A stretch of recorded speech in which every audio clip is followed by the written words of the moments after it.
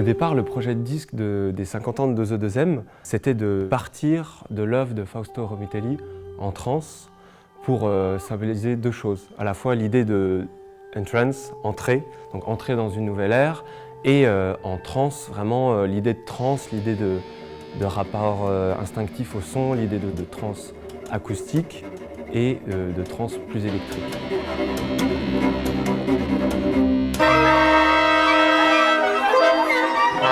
Mon idée, c'était de mettre à côté d'une figure historique comme Fausto Romitelli, deux jeunes figures de la génération montante de compositeurs. Un compositeur, Bastien David, et une compositrice, Giulia Lorusso.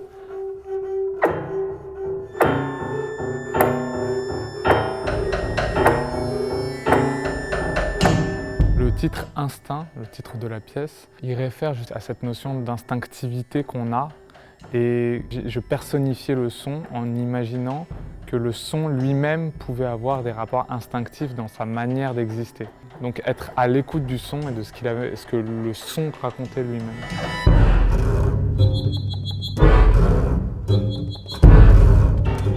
C'est une pièce foisonnante où on passe d'une énergie à l'autre, une énergie presque méditative à une énergie très engagée.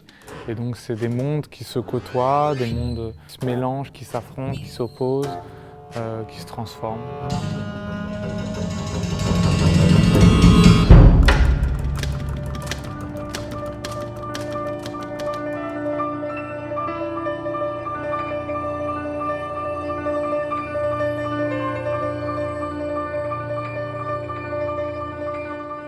Cette pièce s'appelle Introvert.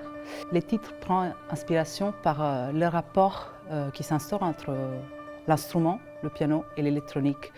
C'est une électronique un peu particulière parce qu'elle est diffusée à l'intérieur du piano à l'aide de transducteurs qui sont posés sous la table harmonique du piano et qui font que le son se diffuse à travers l'instrument.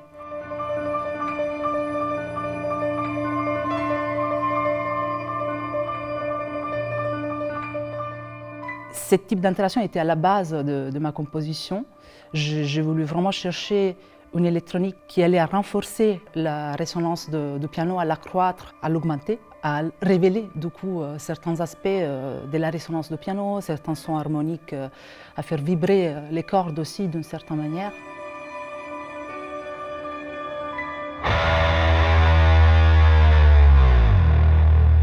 C'était vraiment un moment très fort de faire cet enregistrement avec tous ces compositeurs et avec les musiciens de 2E2M. Il y a une énergie très particulière dans cet ensemble et c'était également une grande chance d'avoir des partenaires incroyables comme l'IRCAM et également l'Orchestre national d'Île-de-France qui nous a mis à disposition ces studios dans lesquels on a pu vraiment réaliser des très belles prises de son.